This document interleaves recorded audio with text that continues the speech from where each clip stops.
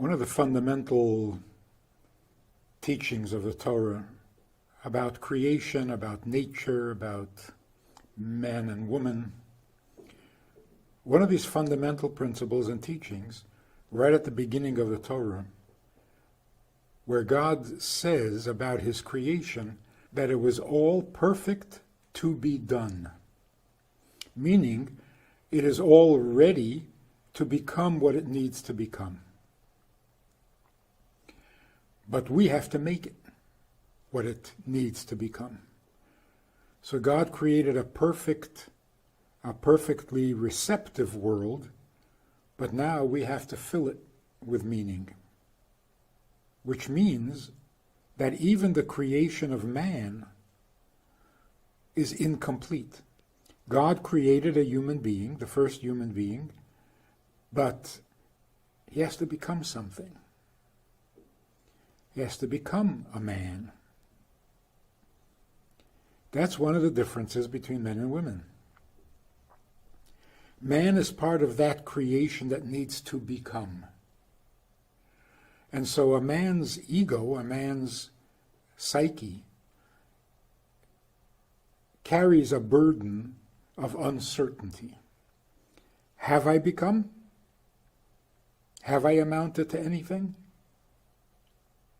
And so there's this demon in the back of every man's mind that says, you haven't.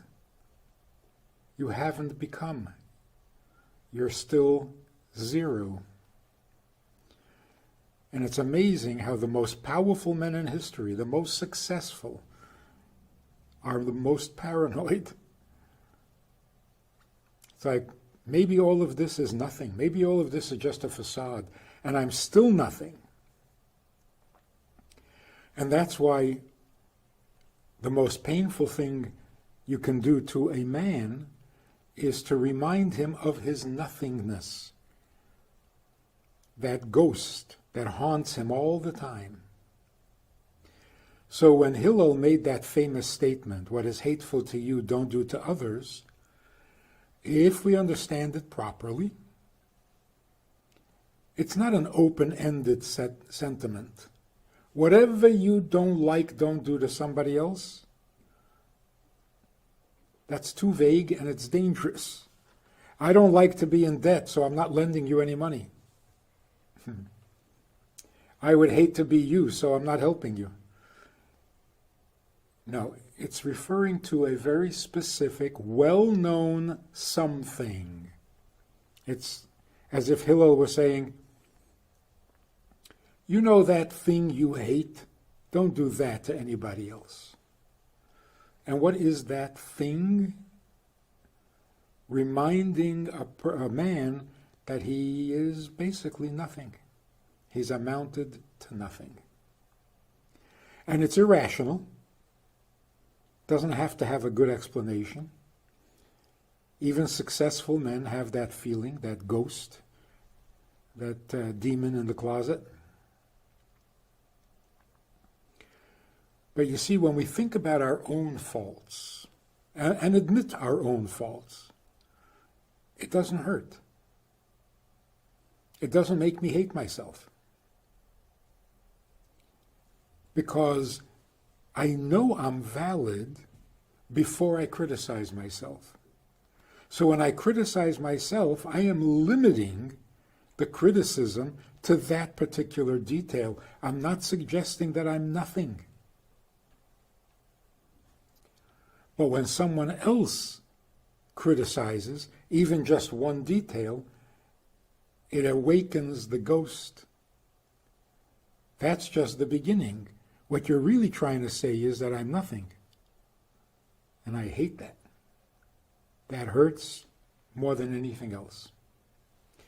In different words, men are driven to achieve. To make something of themselves. Otherwise, they are annihilated to zero.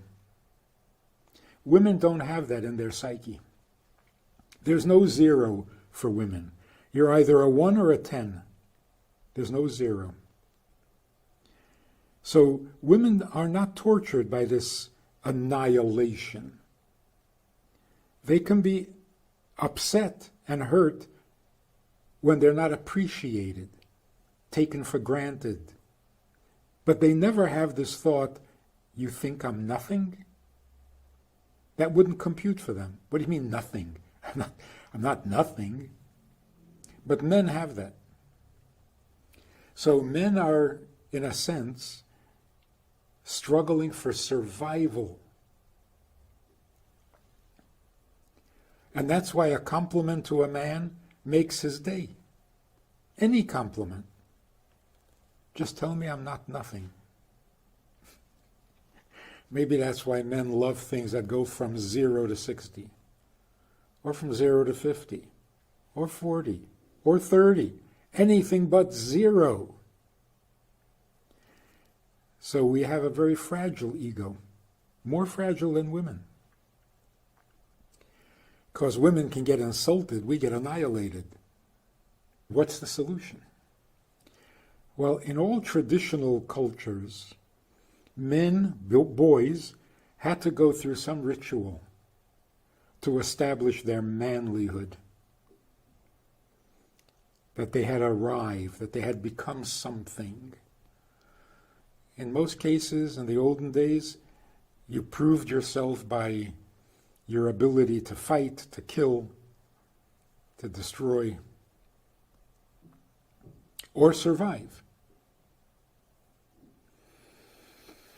You were given an intense challenge, live or die, kill or be killed, and if you came home alive, you're the man. The other way is to get approval from an older male, from a man who is no longer trying to prove himself, which comes with age. A man who is no longer haunted by that ghost, his approval of a younger man can make the difference. A sergeant in the army, a professor at school, a rabbi, a coach who says, you're good, you're in. That's it. Your ghost goes away. Today, unfortunately, we don't take blessings from older men. We're determined to prove ourselves. And how do we prove ourselves? Well, in one of two very desperate ways. Either getting many women to adore you, which supposedly makes you into a man, but it doesn't really. Or you join a club, or a gang, or a team, and you tell each other how great you are. And you're all suffering from the same ghost. And it doesn't work. It's just bravado. It's exaggerated self-importance that does not take away the ghost. So here's what Judaism says. It's true, every boy needs to go away from home and seek his fortune and make it on his own. Otherwise, he's just daddy's little boy. But there's a better way. And that is to recognize and accept my own zero-ness. I'm here to accomplish something, not to become something. Doesn't matter what I am. What matters is what I do. Not that you shouldn't be a good person, kind person, but even becoming a kind person is not because that's what you must be. It's because that's what you must do. We are here to serve. The male psyche is, give me a responsibility, show me a need, and let me attend to it. Let me do something about it.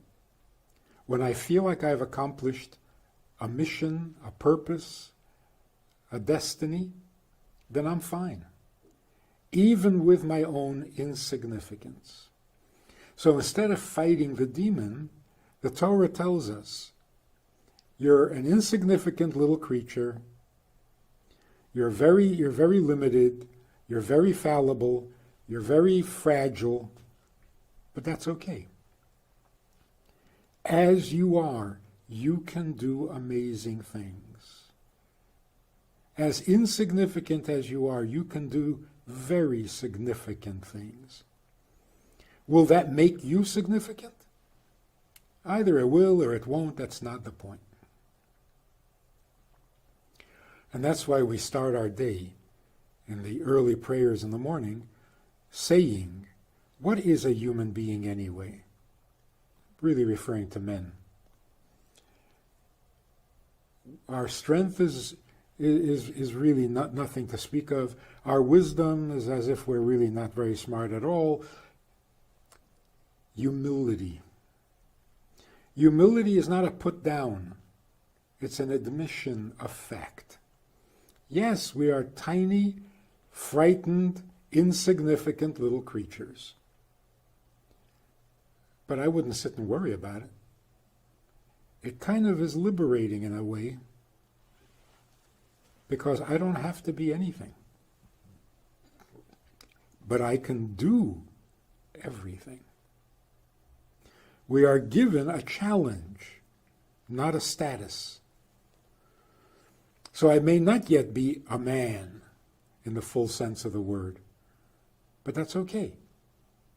It's the challenge that counts. And how do I fulfill the challenge? By what I do, what I accomplish. Not for myself, but for the world, for the family, for others, for God. And in very practical terms, a little boy has a number of changes, dramatic turns in life in order to grow up. First, he's his mother's baby. He identifies with his mother. He needs to disconnect at some point and identify with his father. But even then, that's not enough, because if he continues to identify with his father, he will be a boy, but not a man. So at some point, he has to become independent of his father. Therefore, should a man leave his mother, then leave his father, cleave to his wife, and then become a complete person. Whereas the woman has no such changes. She is born identifying with her mother. She grows identified with her mother. She becomes a mother. Her life is a straight, clear path. She just has to be good at it. She doesn't have to get there. Man has to get there. And if a man forgets to make the turn at the proper time, he's in trouble. So there's a strength to it and there's a weakness to it. If you're intimidated by the fear of not amounting to anything, that could be very crippling and discouraging and paralyzing. But if you use it to your advantage, I don't care what I amount to. It's what I accomplish for my Creator or for my community. That's what counts. That makes you much stronger.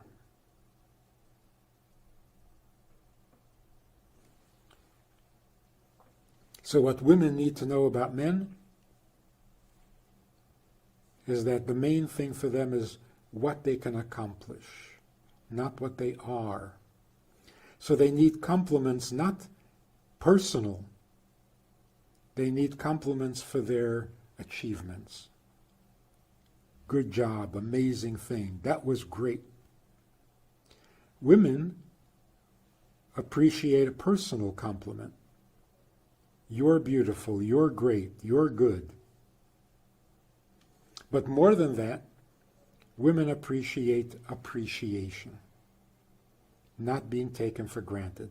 They don't need to be reassured that they're significant and valid, because they have no fear of zero. But they hate being taken for granted. Don't treat me as if I'm not when I am. So they get offended. Man, if you treat him like he's not, will eventually start to believe it. If you treat him like nothing, he will eventually be reduced to nothing. But not women. So, men need to be complimented for their abilities and their achievements. Women need to be appreciated for who they are, what they are, and what they do. Bearing that in mind, we can have some pretty good relationships.